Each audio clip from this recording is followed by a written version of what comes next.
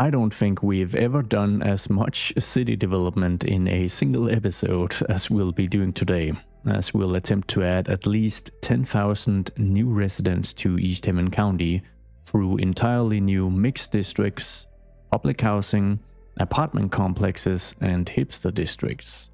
So if you're excited about this new construction boom, hit the like button and let's get straight to it.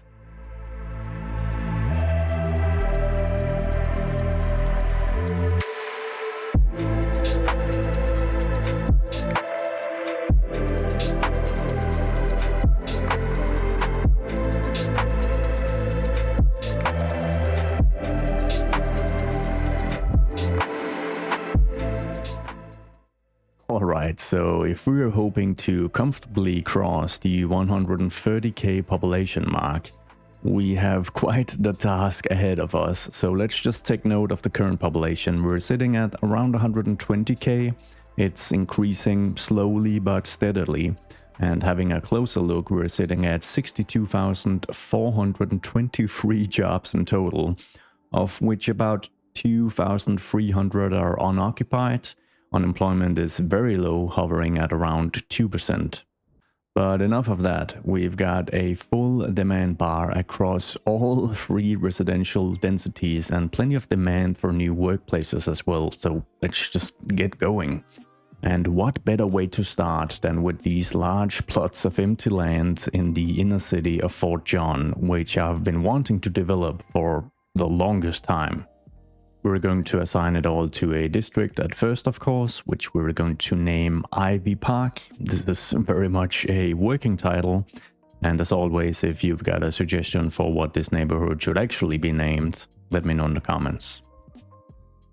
Ivy Park is going to be quite dense, ranging from close-knit row houses to pretty tall residential towers, and it's going to feature a mixture of architectural types. Now, unfortunately, some of the old beautiful architecture has been demolished and replaced by modern architecture of dubious character, such as these twin residential towers sitting on the corner between Queen's Passage and Ivy Street.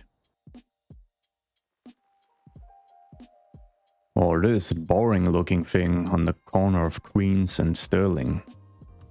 Fortunately, not all has gone lost, with the beautiful Admiral's Point still in place, as well as the ever-beautiful Bay Building. And I do think the Admiral Point Tower could use a bit of extra flair. Not all that's new is necessarily bad though, and generally this 2008 redevelopment has been pretty well received. Now, before we add any further development, we obviously need a bit of a road layout here in Ivy Park, so we'll have a simple road running parallel to the district connecting behind these towers, and then we're going to branch off from Lake Street and actually move underneath Route 28 to connect to the East Thornton district. For the parallel road, we're going to use the Suburban 2-lane road, freeform with continuous tool. We're going to enable ground as well as constant slope. And I want to make sure that we have a few zoning tiles to add the row house developments on the back end of these high-rises here. Something like this. And we're just utilizing the vanilla alley to move across and underneath. So first we're just going to connect to the new street. And then as we'll look to move underneath, we're going to lower it by 10 meters or so. That should enable us to go safely underneath Route 28. Get out on the other side. We'll probably need to connect in here to ensure that it isn't too crazy in terms of elevation. Now, obviously, this road configuration in East Thornton only got weirder and more complex, but it does add some weird charm, so I think we're keeping it. Obviously, we'll need some elevated segments for this to make sense, so we're just gonna make sure we've got an added node here, so we don't elevate too much. Then grab the elevated tool, make sure all of these passages are upgraded, and we'll remove these small segments, and that seems to work out perfectly. So far, we've already managed to add more than 2,100 new residents to Ivy Park, but we've added very little in terms of jobs. There's 41 jobs to be had here at the local crematorium, so let's set things right and get some modern bland office development in place. the corner lot of Queen's Passage and Sterling Street is going to be home to this fig guy. But he's not fig enough, so we're going to move into our static Ploppables and grab the prop version of it and add a couple of extra buildings to this complex, which we're going to change, of course, with Move It so that it looks a little nicer. And then we're going to add modular zoning blocks so that these prop versions also provide jobs.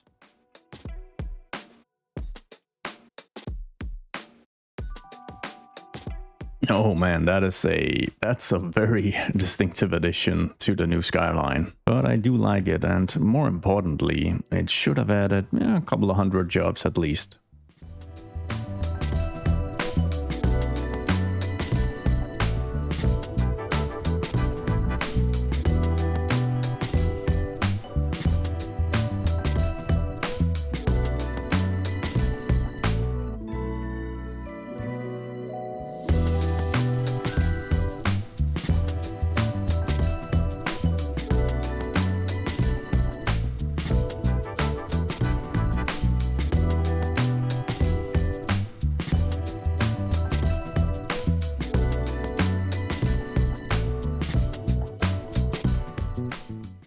Well, this ramp was a bit of a spontaneous decision and a bit of a squeeze as well, but there's plenty of room for trucks and cars alike, and the added complexity is just a ton of fun. But we do now have a sufficient road layout to get a bit more development in here to Ivy Park, so let's get a few row houses and some smaller mixed-use developments and apartments in place. We'll start from the top with the medium density and then work our way down. And given the age of some of the northeast themed row houses we'll be placing here, I don't think the European mixed stuff is going to be too out of character. So I'm just making sure to get some of this added because we don't have a ton of this throughout the city. And we'll also squeeze in a single modern development.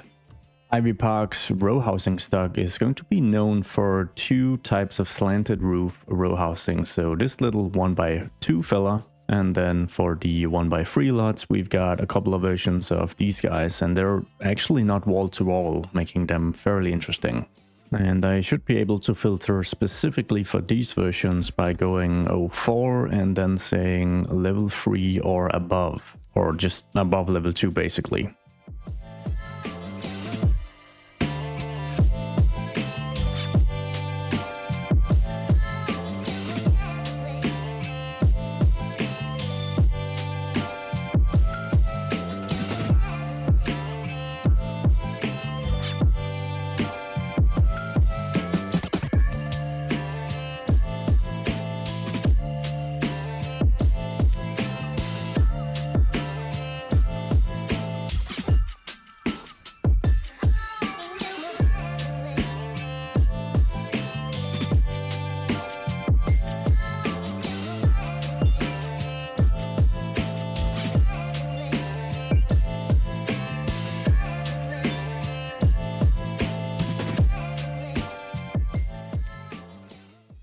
Okay, so Ivy Park definitely deserves a bit more detailing than just me covering up imperfections with trees, but that's gonna be for another day. We're trying to get a lot of ground covered here, and I think this is a good start. Let's have a little update on the actual statistics here.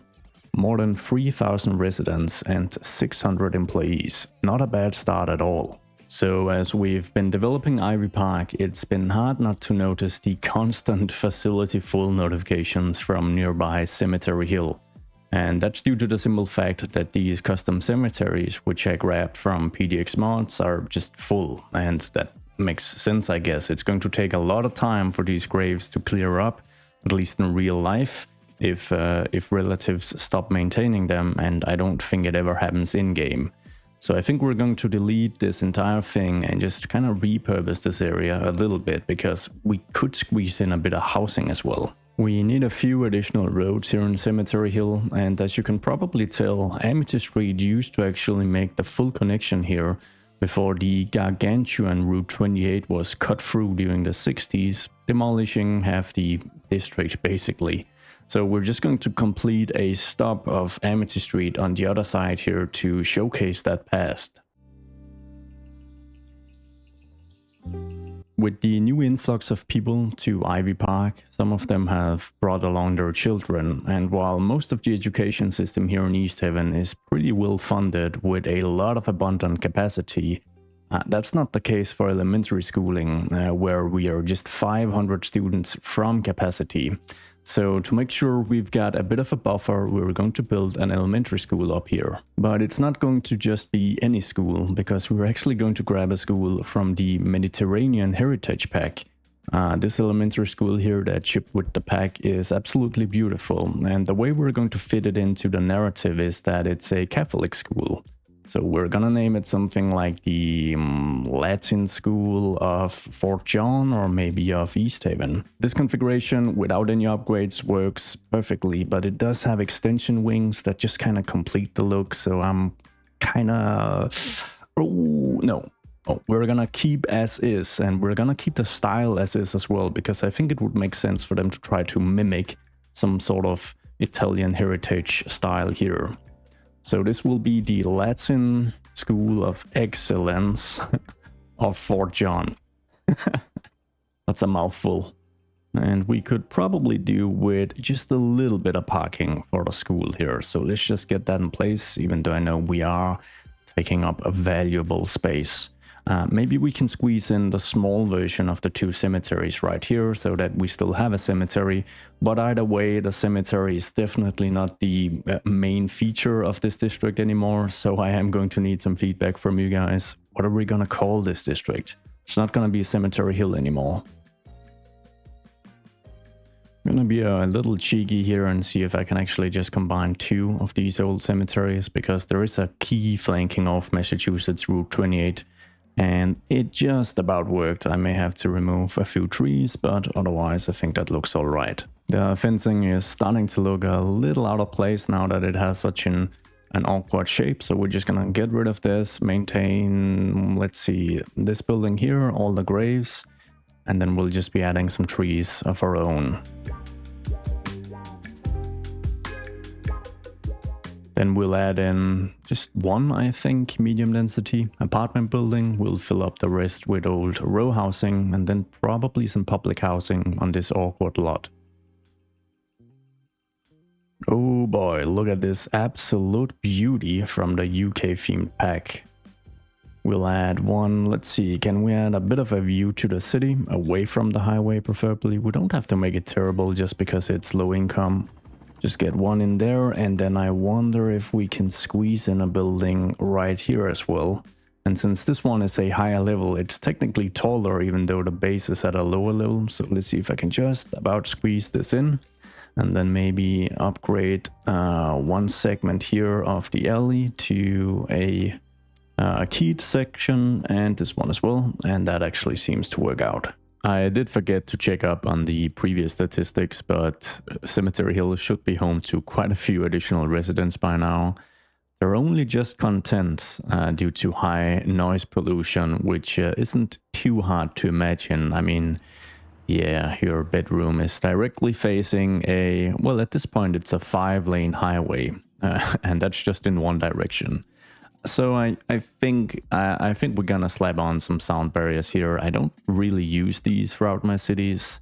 Not quite sure why. I think previously they've resulted in a few graphical glitches, which might even still be the case. But either way, I'm gonna see if I can just add like, I really would like to add like an additional node so that I can bring the sound barrier all the way out here before it turns into a bridge segment. So I'm just going to slowly elevate it like this. Then we'll create this new node. Just gonna pause and let's get rid of the, oh, this is actually elevated. So we'll just get rid of that. And then over here, we'll get rid of the keyed size because I guess we'd want some sound barriers here as well. And then let's just see if we can fit this in and how that's gonna look. Not too bad. We'll get rid of this and have a look at the transition to the overpass. And I think I actually prefer that compared to the previous configuration. And we could still have the inner key added here.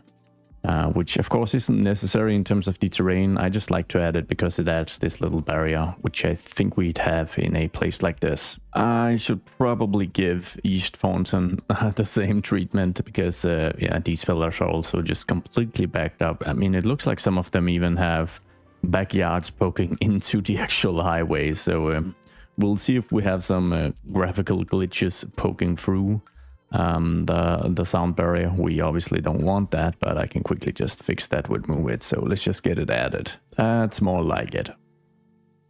Anyways, let's move on to developing the western part of Ivy Park, as we have a bunch of available land here as well. Now, we could honestly take this in quite a few directions because this is a really interesting part of the city.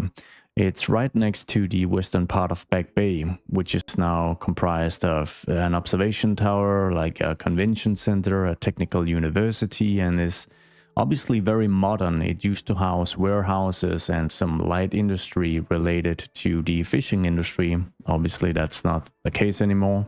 And if we move even further westwards, the residential segment of Queens Cape is a pretty old upscale neighborhood, but the stretch of office development alongside Queen's Passage is obviously pretty modern, with lots of old stuff having been removed to make way for it. We also have some 1970s or 80s apartment complexes out here. But then some neighborhoods have been preserved fairly well. I'm talking about West Thornton, which has a lot of really old row housing stock still quite intact.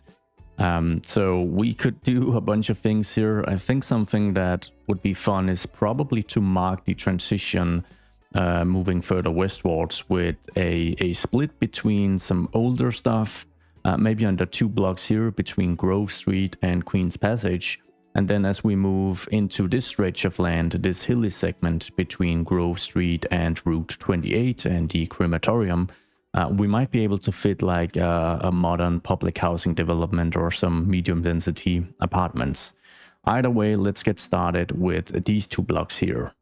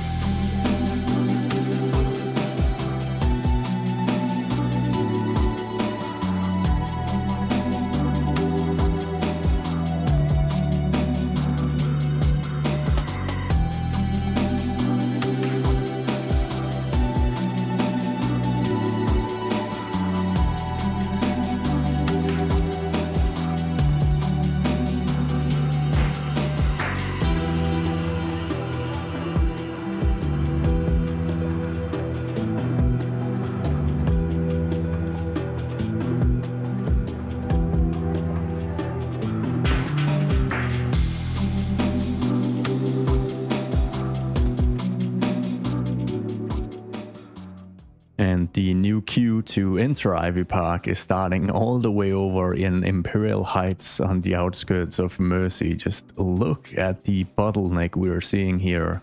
It's only for as long as people are actively moving into Ivy Park, of course, but even the weird little off-ramp I created over here is seeing some use. I wish I could say this was planned for, but it isn't. Anyways, on to the topic of Ivy Park. I am actually super happy with how this turned out. I think this is a pretty good example, at least for me, of how just letting the roads, the trees, and the buildings do like the grunt of the work in terms of making an area look nice.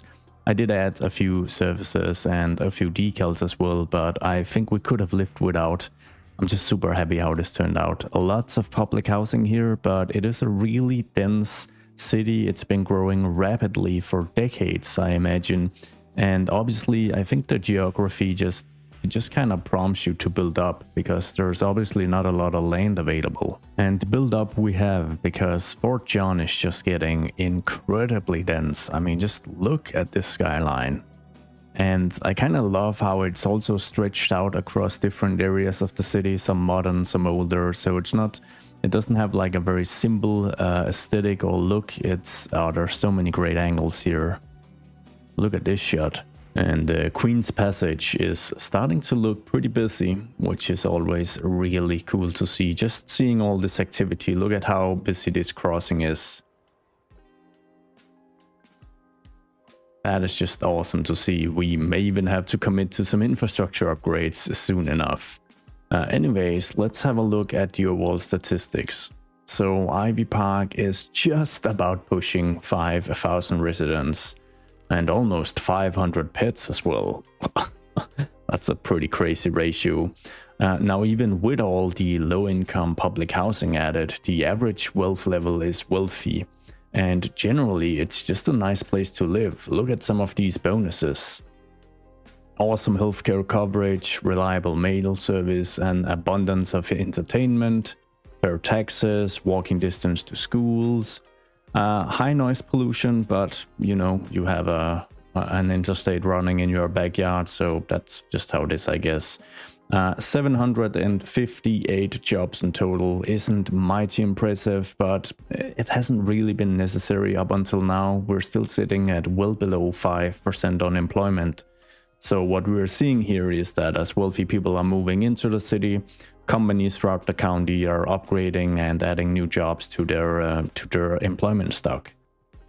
Anyways, I want to do yet another low-income public housing development, because they're just so fun to make, and I kind of want to utilize the UK-themed houses we've been using out here as well, these towers here. Now, they are slightly distinctive, at least the roofing is, so to avoid too much repetition, we're going to move across the inner city all the way over here to Sterling Hill. Now, a little disclaimer, I think Sterling Hill in general just deserves a bit of a redo, because it's a really old area full of vanilla row housing, and yeah, I mean, some of it is a little weird. I think the cul-de-sacs here with row housing next to it is odd. It doesn't look like Sterling Hill was built before the highway, which it's meant to look like that at least. So yeah, anyways, we're not gonna redo it just yet. Instead, we're gonna utilize some of the empty space out here, because I think this would be a really cool location for a massive public housing project. So to accommodate this, we're just going to make the terrain a little easier to work with. We'll grab the slope terrain tool, right click somewhere over here, and then we're just gonna move through and kind of make sure we've got plenty of available land. Then I'm going to use the soften tool to, well, just kind of soften it a little bit, especially this cliffside here, just like this. And now we have plenty of space. Now, we do have a pretty busy bus line moving all the way out here to Summit Street. But even with that in mind, I think we need to provide plenty of surface level parking for the housing project. So let's move in and utilize some of the parking roads. We're gonna grab the perpendicular parking alley, disable all snapping, and then I think it would be really cool if we could kind of utilize the empty space in between some of all the highway infrastructure here for parking basically. So if let's see, we can move underneath here, there's plenty of space. So let's just start by getting a big segment kind of dragged out right here. So we're moving underneath without encroaching on any of the pillars. That's nice. Then we'll just grab the regular alley so that we can move like this. And then we'll need plenty more parking on this side of the ramp. So we'll bring a segment all the way out to the very edge of the cliffside here, or the hillside. Cliff is a little dramatic, but I mean, I'm Danish, so anything that's more than 2 meters tall is a cliff to me. And let's see, should we make, I think I'm going to break this into smaller segments instead of making it nice and swoopy. So we'll have a segment here as well. And then we're going to move up into the awkward cul-de-sac. And we're going to grab, we'll grab this version as well, because we'll need even more parking. This is going to be a really sizable housing project. So let's get plenty of parking and new infrastructure out here. Although this segment here is just way too small to have its own parking stretch. We'll just do like this, get rid of these two guys. So we're gonna be stitching some of these together, which should look mighty fun. We have 3 different heights, the level 5 being the tallest, level 4 and 3 being the same height, and then level 1 and 2 being the shortest basically. So let's see, we'll do something fun here. We're going to go for a level 4 all the way out here. See if I can kind of squeeze that in. Then that is going to transition into a level 5, but we're going to kind of stitch them together. And then we'll add a level 2 by the end here, which is obviously the lowest segment. I think this is going to be the only segment with 3 buildings stitched together, so the next couple of ones are just going to be 2x2s. So let's see, we'll add a level 4 joined in with a level 2, and then we'll do the very same thing, just a bit further down here. Then in terms of the color scheme, there's this slightly orange bricked version here, which I do like, so let's just get this added all around. And then I think it would be fun to add some extra complexity to the highway, maybe just branching out with a ramp that moves underneath and connects up to the cul-de-sac. I mean, this is a really dense area by now. And then an on-ramp is probably a bit of a no-brainer if I can squeeze it in. Seems like I can. Well, that was fun. I think an area like this would almost have its own postal code and certainly deserves its own little district. So I'm just going to narrow down Sterling Hill slightly, just like this, and then we'll add one of its own. And we'll name it, let's see, Summit Homes, named after Summit Street, which terminates out here. I guess that works.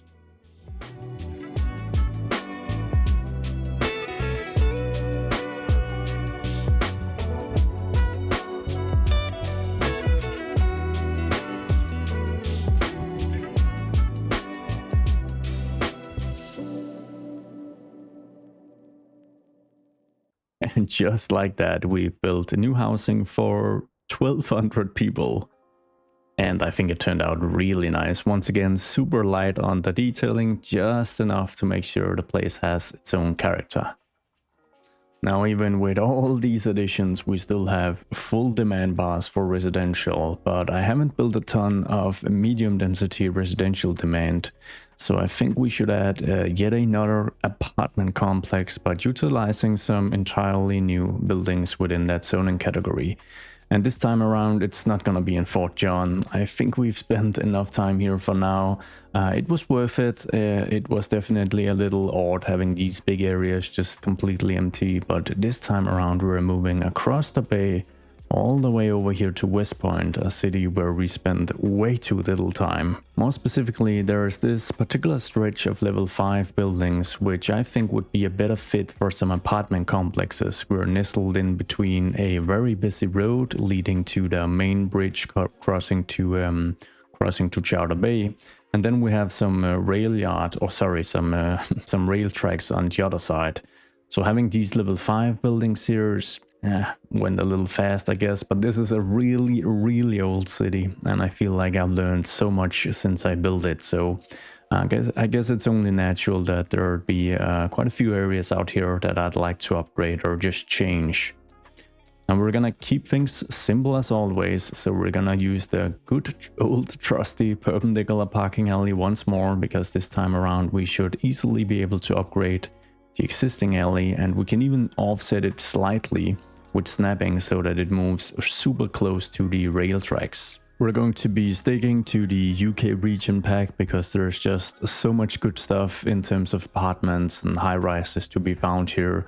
And we're gonna utilize these 4x3 level 5s, probably splice them into some level 3s to create like a tiered look. So I think I'll just make one design so that you guys understand what I'm trying to achieve here. So we'll go for level 5, then drop to a level 3 and kind of splice that in, maybe move that back a bit. And then all the way down to, I guess level 2 is actually fine because it's the same overall height as the level 1, but probably has more housing units. Then I'm just gonna grab all 3 of them and of course make sure that they all have a road connection. Then with better Bulldozer, we're gonna get rid of any like fences or hitches surrounding these because they're just gonna clip into each other. And yeah, that looks fairly fun, I think. Now maybe we could add a bit of an interesting twist to this by breaking this up with a road in between each segment and just having a roundabout like this. If anything, just to maybe make sure that the speed here is just lower. Yeah, let's just get this filled out and see how it turns out in the end.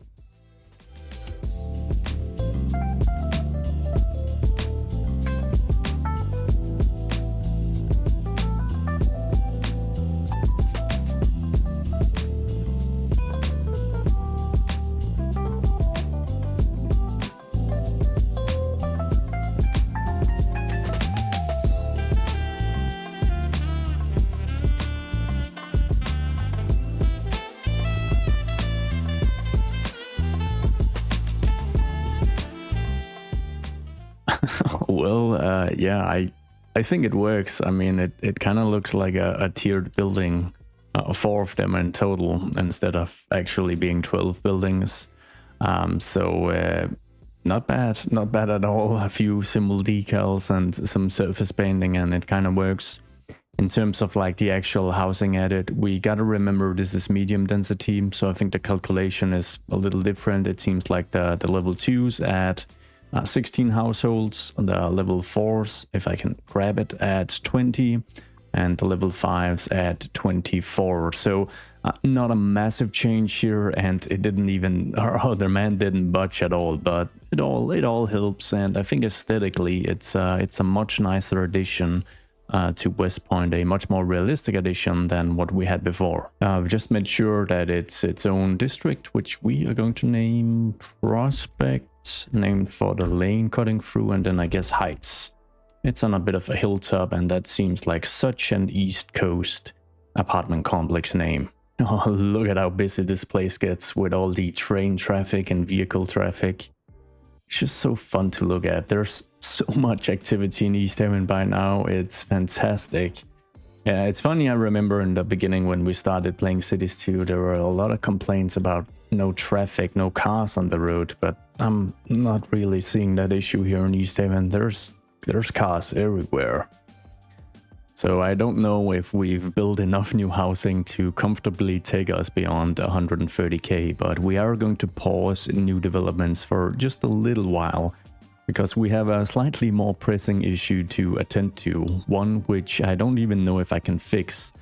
Because if there's something I am not great at in this game, it's managing train traffic. And in the most recent episode, we did identify some pretty serious problems here at the downtown transit hub in Fort John. In the worst of cases, trains will simply despawn, forcing people to walk alongside the tracks back to the platform. And in the best of cases, we have severe delays, as train will be pausing around this segment here to let other trains move past. Either way, it's not ideal at all, and I think we could do some upgrades here which will hopefully magically alleviate it, because I'm not great at planning out the actual routes. I think one issue might be that we only have 2 tracks, one in either direction, moving underneath the Archer Bridge here. And looking at it from this angle, it's pretty clear that we should be able to commit to a raw upgrade from 2 to 4 tracks. I don't expect that to really solve the issues at hand, but it's a start, so let's just try that out. I am of course using Tygon's rail infrastructure pack, which now has 4-lane train tracks, both electrified and non-electrified, making the upgrade here a bit of a breeze, I would imagine. So I'm just gonna quickly pause and then drag this out.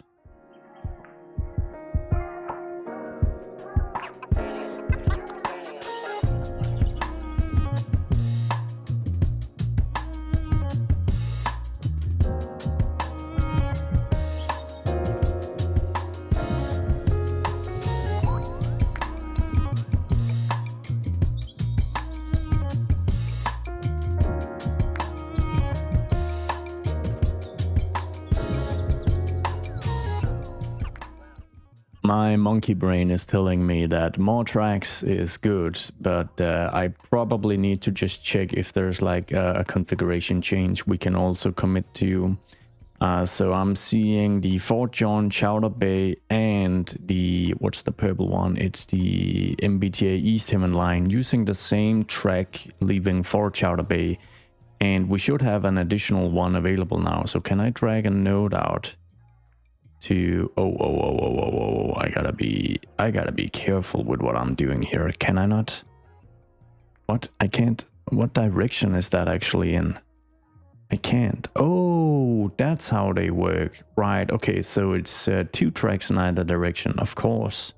That makes a lot of sense. So at least these two don't have to share the same segment anymore. But in here, they technically don't, because the MBTA line is now on the right track, but I think it should share the left track here. And then we have the Fort John West Point on the outermost track. And how many do we have sharing this? I think we can grab the Fort John Mercy track here and just utilize this segment. Yes. I'm not quite sure what I'm doing here, to be honest with you. But let's assume it's going to work. So if I just do like this, then there is a bit of an oddity in this guy here. Can I add a node to share this track as well? Because it seems a little odd to utilize the outermost track like this. And what about this? Is this weird? Yeah, I can remove that. That's not necessary. Oh, this guy might be able to use this segment. Oh, yes. Yeah, it's gonna be fun to hit play and see how this all pans out. I'm hoping this is an improvement.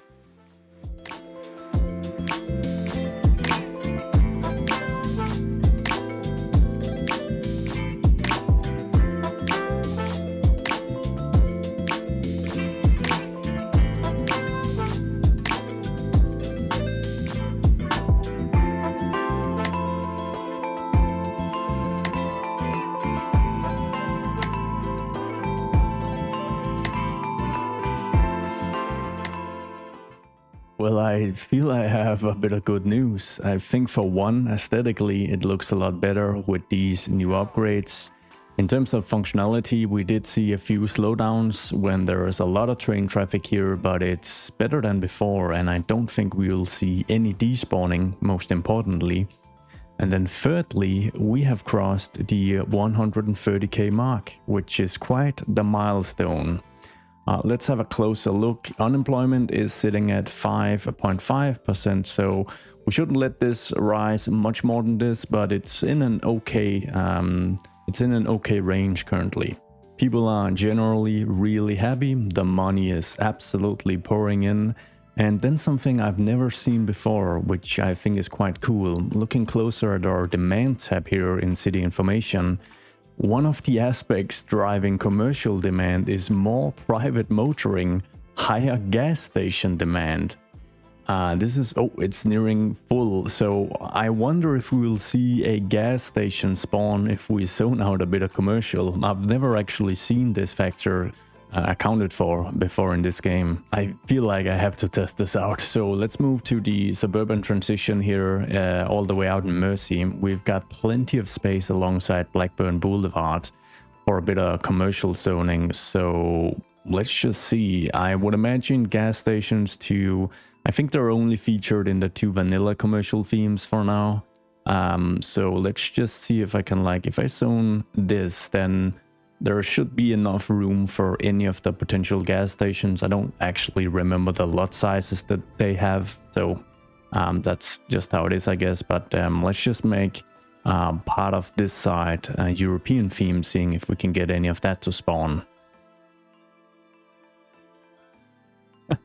Well, I guess that kind of answers the experiment. 3 European themed gas stations on the very same corner. Pelican Biofuel and I know, sounds kind of Italian to be honest. And then we've got an I know more. Okay, that's I think that's a pretty fun mechanic. Didn't know that existed.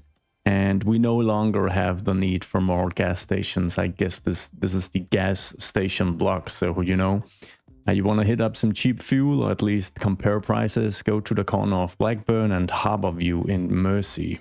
And as we do find ourselves way out here in Mersey, why not fill out a few of these empty blocks? So we're gonna build a fully custom office development, and then we probably already need an additional elementary school. The Latin school did not provide enough capacity to put us in the clear. Gonna use some static Ploppables for this, just the vanilla themed low density offices, disable any snapping, and we'll just build our own development. We'll be using StarQ's modular zoning blocks, of course, to add actual jobs to it.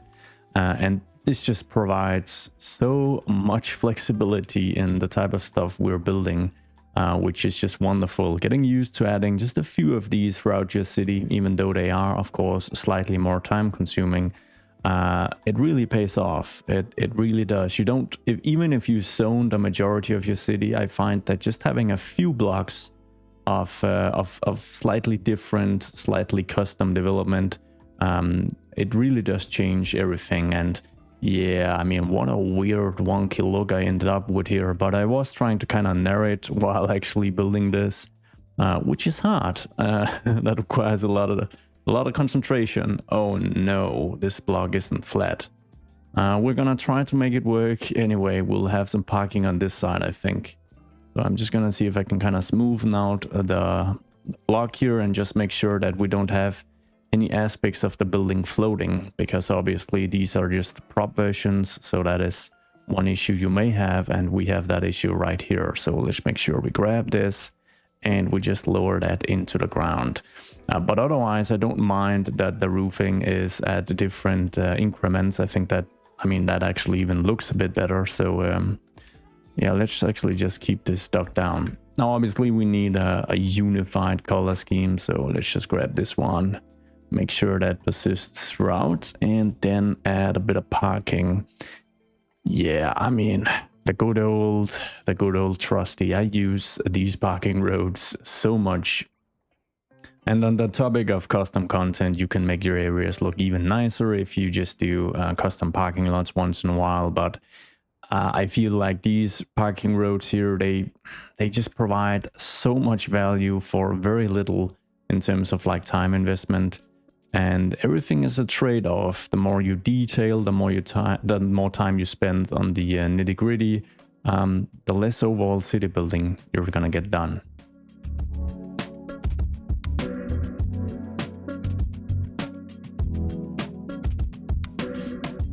We did some super quick surface work, added a few trees and whatnot, and then just a single sign, Interlore Designs. Yeah, let's go with that. A few decals, and that's a wrap. Oh, this is just beautifully ugly in a way. Let's get on with the school. We've got plenty of space for something slightly sprawling now that we are out in the burbs. So let's add the southwestern themed elementary school. Maybe here alongside Blackburn Boulevard, something like this. Making sure that, let's just make sure that the surfaces actually connect. It's a very, very small thing, but it just adds so much extra in terms of a feel of realism. And we probably need more in terms of extra capacity, so I'll just be adding a few additional buildings. Maybe, yeah, let's actually just take up the entire lot here. That's probably just gonna make things look a little more interesting. Don't want to take up the parking here. Cool, I'll add in a few paths and that's it.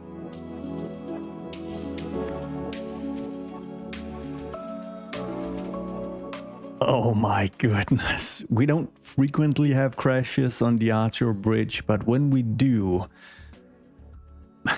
people are on fire underneath the bay. I'm not sure how that even works, but yeah, this might result in a bit of a queue if this doesn't get cleaned up. Once again, I'm just amazed at the ability of the cars to actually get sort of realistically out of the way here. but it's gonna be interesting to see how much of a hiccup this actually causes. It is a great advertisement for public transit though. The trains just fly underneath completely unobstructed. But yeah, it's not looking too bad. Anyways, on to the final development for today. Yes, we are going to do even more development. We're gonna build Chester Bay way out here. Now, what is Chester Bay, you ask? Well, it's this square right here. We're just going to district-wise break it off from Chester, even though technically it's a part of Chester. I just want to have like an overview of the specific statistics we'll achieve here, as well as just having the name poke through. Chester Bay is one of those quote-unquote luxury modern redevelopments. Overpriced, hipster shops, all that good stuff. Now, I did receive a ton of fun suggestions for this plot. Most of them steered in the way of like office, malls, maybe some residential stuff. Oh, maybe we should call it the Chester Bay. Oh, yes. Developers they'd feel they were so genius naming it this.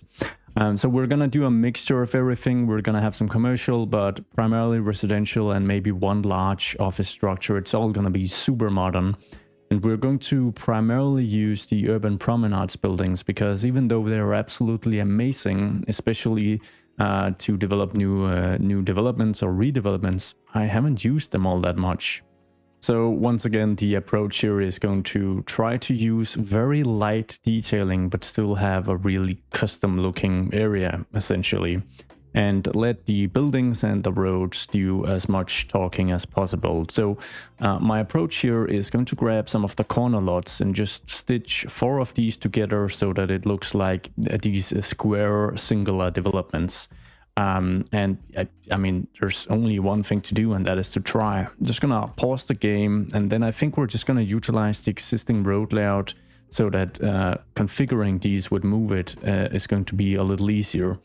Because now at least I only have 2 operations I need to do. I need to flip this one 90 degrees, this one as well, and then of course move these 2 into these 2. Yeah, I'm saying it should be simple. We'll see how long this takes. This wasn't too bad. This wasn't too bad. Come on, yes. And then we'll move these 2 like this, just to get the attachment correct. We can do the minor corrections later. But then what I want to do is I want to make this the prominent corner lot sitting right here. So we're just going to drag the whole thing. And then let's just rotate it about 45-ish degrees, something like this. And place it right about here. I want to move close to the existing road layout. And I've kept the existing road layout in place. I think that's going to be a fun restriction. Now we are going to need to do a little flattening of the terrain here, because I need to ensure, of course, that I have proper road connectivity. Fortunately, we'll be able to use the pedestrianized roads for this. I don't need to have like an actual road with many vehicles moving through to get this connected, so that should be nice. So let's see, moving into pathways, we have the small pedestrian street right here. So what I think we're going to do is we're going to branch out the first segment without any snapping. And then as soon as I click here to place it, I'm going to enable the snap to 90-degree angles, because then I can follow through with the rest of the building. Moving to, let's see, about here, and then moving back and getting a connection. And then I think it would be fun to just bring this through as well. I don't hope any of these nodes will give me trouble, but so far it turned out all right. So that is a fairly simple approach, but I think it looks really cool. And if you are someone who doesn't want to use a ton of mods, you should be able to do this vanilla as well.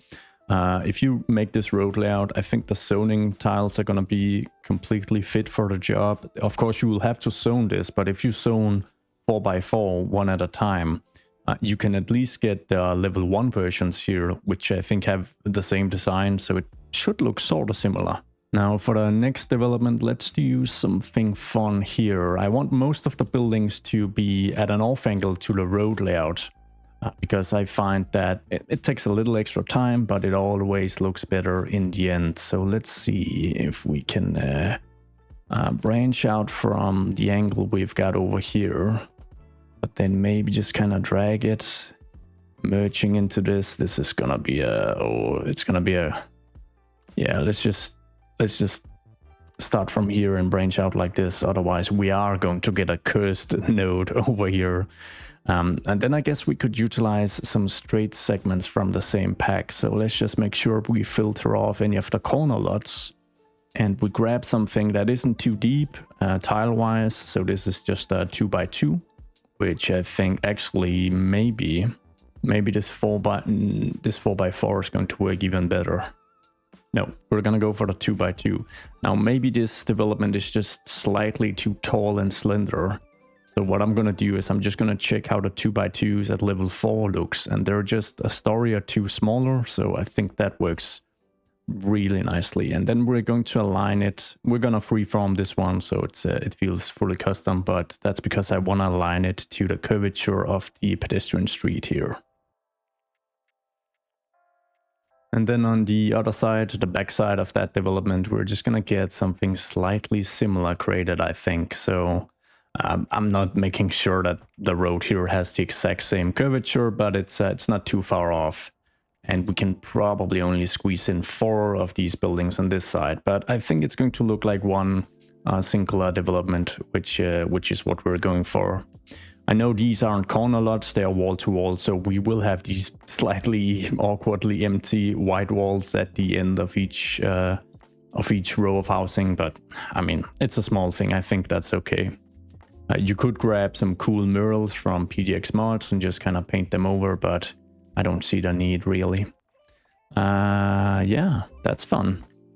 And then I think next up for this adjacent lot, we're gonna have some sort of configuration like this. So 4 corner lots stitched together, but these 4x4s wouldn't fit within this plot. So I think what we're gonna do is we're gonna go for some 3x3s.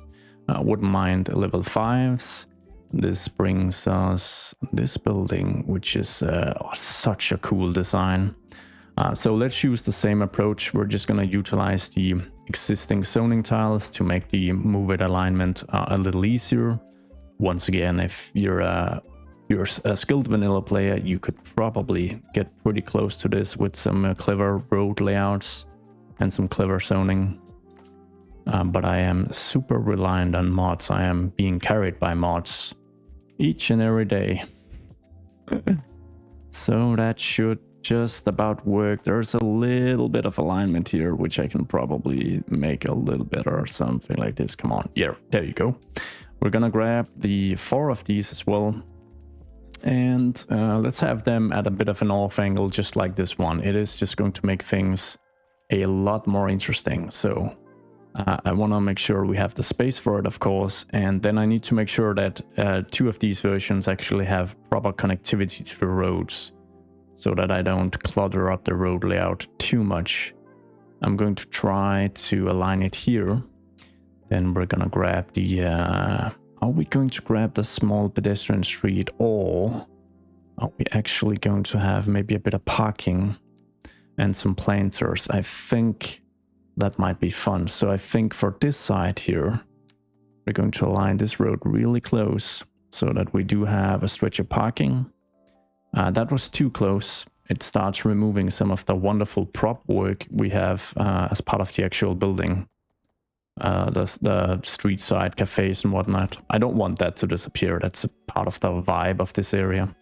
So we'll do something like this, and then we can reuse the small pedestrian street. If we... oh, we've got some connectivity here that might not work. We're gonna try and freeform this and see how that pans out. This is gonna be a cursed node now, but hopefully it's gonna work.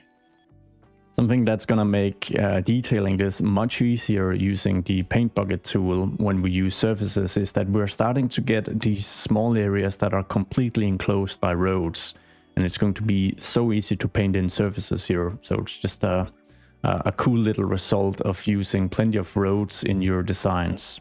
Now I'm thinking some offering in terms of recreational activity or sports right here would be fitting. And we have some new stuff. The basketball sensor. I don't think I've actually used this one. It comes with a bit of parking as well, so I think I'm gonna align it to this side as we already have parking alongside Mulberry Street. Maybe just unsnap it so that we can freeform place it, bring it slightly more center into the lot. Over here we're going to move in with yet another 4-corner lot development, a square building. So let's just drop a building level here and see what we got. These assets are just amazing. Amazing work. Same approach as always. And you know the drill, we're going to just slightly misalign it next to the road. And this time around we've got plenty of parking. Let's bring in the pedestrian road. Not too close so I don't remove any of the wonderful prop work. Yoink. And then we've got space for a large office development out here, but it needs to be modern looking while not being too tall. So it's gonna be a bit of a challenge. But there is one specific building I do have in mind. I think it's a 6x6. I thought it was in the US Northeast pack. It is. So it's this one, which is actually an old building. But with this type of design, this streamlined steamship-ish design, it kind of masquerades as a modern building as well. I mean, it's kind of whatever we decide it is, I guess, which is really cool. And I don't actually mind the placement being suggested here at the end of the cul-de-sac. So let's just get this placed. Let's see, the final road we'll be adding for now at least is just branching off from this node here, adding another pedestrian. Wait, should we mix it up slightly? Get in a bit of parking? I think we should. Get in a bit of parking. Here's the overview. So the first thing that screams to me is the weird color schemes. So we kind of need to streamline that with the Recolor. But otherwise, I think it looks really nice. So let's see, the top decks here, let's get them white. Oh wait, that was the wrong one. Is it this one? To colorize the top segment. Is that not possible? I'm just gonna make the entire building white. Well, that's boring. But realistic, I imagine. Over here, we're gonna grab this slightly gray scheme. And then these are colorized differently, and I do actually kind of enjoy that. So I think what we're gonna do is we're gonna grab the blue version here and just colorize this one blue as well. And then I think we're gonna keep it. Yes, one of the developers were actually a little daring. Over here though, look at this, gray, gray, gray. And this guy is gonna be white-ish, I guess. Oh, it's gonna be slightly gray, but okay, let's just go for the kind of black gray look. Continuing on with the trend of letting the roads or the networks kind of do some of the detailing work here. Let's branch off from this segment of sidewalk, small pedestrian street, and just create like a bit of a swoopy design. Once again, it's going to make it so much easier to add in surfaces as we can just kind of paint in these massive areas. And then I wonder if we need to utilize one of the new leisure piers for this. I don't think so. Maybe we'll just have one of these kind of poke out from this, if that looks all right. If the transition looks all right, that is. Let's move all the way out here and just make sure that the heights are aligned. Grab this node, move it up here. Does that work? Can I add like an end segment to this? Yes. Okay, so we're sticking with this. And then in here we might actually, let's see, can we key these off, or is that gonna add like an awkward wall? It is going to wall off the pier. That is just a little awkward. Anyways, this I think this begs for a bit of terraforming to get a bit more water kind of moving in here. Adding in just a bit more parking with one of the small lanes right here. But I think that's it. I don't think we need much more in terms of parking. Maybe a small segment right here. Let's try just that. So moving over here, just getting that aligned parallel to the road, clicking, and then we need to do the one-way alley to connect to the actual road. Okay, so it's not gonna offer a ton of parking, but I guess some is better than nothing. I am just a sucker for these red tiled surfaces. So as mentioned earlier, with the area bucket, we can quite easily fill in some of these pockets in between under our road configurations. We can add some right here as well. Get some added in front of these buildings. Yoink. Maybe yeah, let's do this one as well, and then I think we're gonna switch over here, grab this grass surface.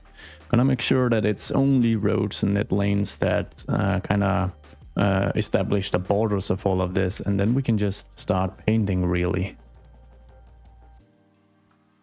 It is a little slobby because obviously I'm gonna have a ton of surfaces that kind of overlap with each other, but it doesn't seem to make the game any more or less unstable, so I don't really mind, to be honest. Now we just need some trees. I'd love to use the massive oaks because they're just my favorite tree, obviously in game, but this is a pretty modern redevelopment, so let's go for a mixture of some apple trees, London planes, and linden in the 2 biggest sizes.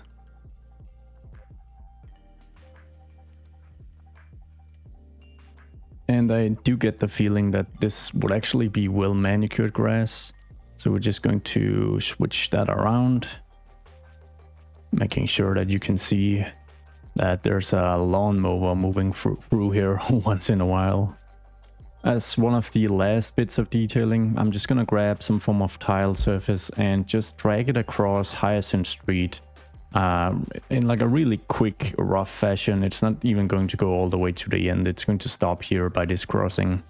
It's not gonna be like super careful or anything, but I do find that just adding this once in a while to select streets, it helps so much with creating a nice look and making an area feel a little more special. I'm gonna have to remove the crosswalks though, because that's gonna look weird, but it's not gonna be a ton of traffic here. So, oh, it actually covers the crosswalks, the type of surface I picked. So I think we're just gonna keep that.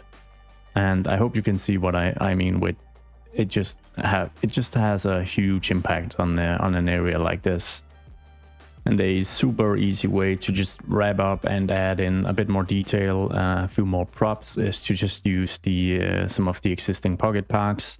You can squeeze these in just about everywhere, and they obviously add a ton of character for how easy they are to place. So let's just get a few of these placed throughout. Think we're just about ready to hit play, let some people move in, and hopefully some water get a little closer to the development here.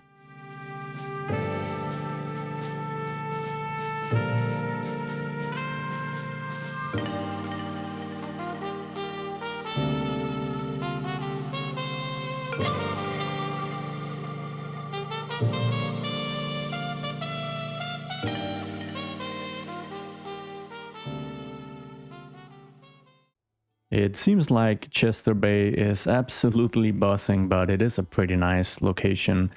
Not sure on the name on second thought, so yeah, if you've got a suggestion for a super modern development like this, let me know in the comments. In terms of stats, we've got 654 households totaling more than 1,300 people. They're wealthy, and there's quite a nice employee stock out here as well, probably mainly this building, but obviously these are mixed use, so they will have some employees in terms of like the storefronts as well, which is really nice. But that is gonna be a wrap for this episode. I don't think I've added that much development in a single episode, and the population has definitely rebounded hard given the earlier drop in population we saw. So I think yeah, we've pretty much recouped everything and blown past it as well, which is which is really, really nice. So I hope you guys enjoyed this episode. I hope you guys enjoyed our return to a ton of actual city building after some more specialized work. Although I will say we actually did manage to fix the train situation. I think so, at least. Only the future will tell. Thank you guys so much for watching and all the wonderful feedback. I do hope to see you all in the next one. Goodbye.